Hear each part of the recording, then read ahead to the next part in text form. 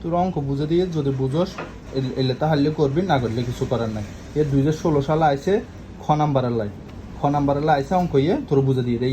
হাঁসবার লেখি মেখি করছি, তাও বুঝে দিয়ে ঘিনে হরান যার, কারণ তোর বুঝাইলে হয় না, করলে হয় না। তুই লাস্টের দিকে মানে এমন ফেরা দোষ, এমন কি করবি ন করবি রাস্তা হস না, কারণ প্রথম তো তোর কোনো থাকে না, আগে কি করবি ভাবস না, মানে এটা মানে নিজের প্রতি ঘিনে হয়ে যায়।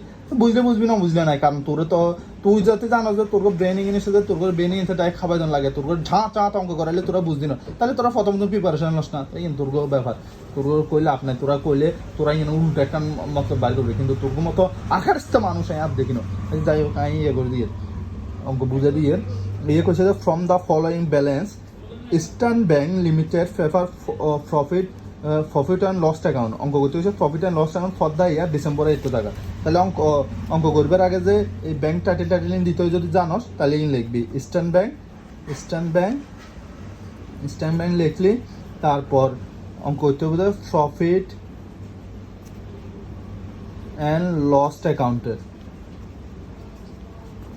এতক্ষণ আইরা তোরা একদম বুঝতে হবে, লেখা হিলে করে বুঝে দেখতেন না, যদি বুঝতে হারস না বুঝিস সমস্যা নেই। ডিসেম্বর 31, 2015 অঙ্ক। তাহলে অঙ্ক করতে হলে ইয়েতে দিয়েছে কি total operating income 8,48,500, total operating expense 4,88,500, profit and loss account ক্রেডিটের কাজ আছে 70,000 টাকা। তাহলে প্রভিশন সামান্য দিয়েছে কি provision for bad debts shall be made to be extend টাকা 7,000 টাকা। এটা প্রভিশন ফর ব্যাড ডেটসের টাকা। প্রফিট টাকা ট্যাক্সেশন মানে ট্যাক্সের টাকা, এটা ট্যাক্সের টাকা। তাহলে স্টেট ব্যাংক লিখলাম, গড় করলাম।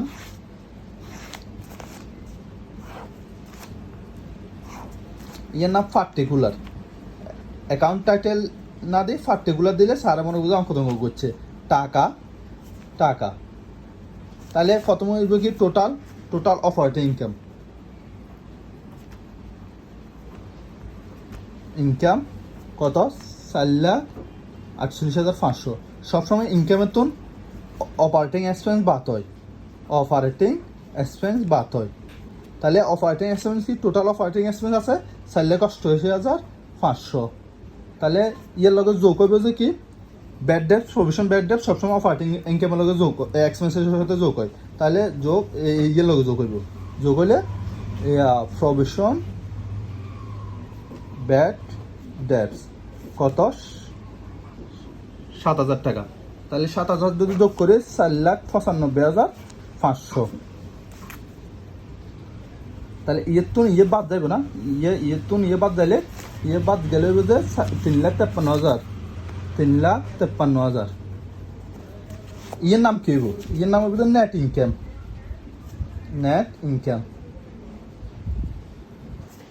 ইনকাম। ইয়ে ট্যাক্সের কাজ বাদ রয়েছে না, তাহলে ট্যাক্সের আগে ইয়ে আছে, তাহলে বিফোর মানে আগে, বিফোর ট্যাক্স। তাহলে আগে ট্যাক্সে ইয়ে আছে, তাহলে যদি ট্যাক্সের আগে ইয়ে হয় তাহলে ট্যাক্সের কাজ হইতে না, তাহলে মাইনাস ট্যাক্স, তাহলে মাইনাস ট্যাক্সেশন কত 50,000 গেলে 3,03,000। তাহলে আরেকখান কাজ বাদ রয়েছে না প্রফিট অ্যান্ড লস অ্যাকাউন্ট। যতক্ষণ লস হইলে বিয়োগ হইব, যখন লস হইলে যোগ হইব। তাহলে লস হইলে প্রফিট লস অ্যাকাউন্ট ক্রেডিট কত 70,000 পাইছিলাম। 70,000 হইলে 70,000 এই 70,000 এই, তাহলে 70,000 হইলে 70,000 যোগ হইলে 3,73,000। ইয়ে একটা কথা বলতে বলেছি নেট ইনকাম বিফোর ট্যাক্সের ইয়ে আছে, ট্যাক্সের কাজ শেষ। তাহলে আফটার ট্যাক্সটা পাইছি না মানে পরে, তাহলে ইয়ের নাম হচ্ছে যে নেট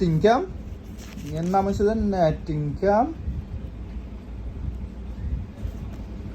আফটার ট্যাক্স, এটার নাম গেল। তাহলে ইয়ে গেলো এই প্রফিট ফর লস অ্যাকাউন্টের কাজ করলাম, 70,000 টাকা যোগ হইলো, যোগের পরে ইয়ের নাম হবে কি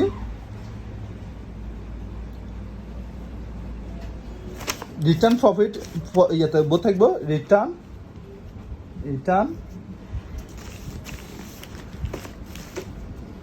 রিটার্ন আর্নিং দিল যায়, এটাই উত্তর।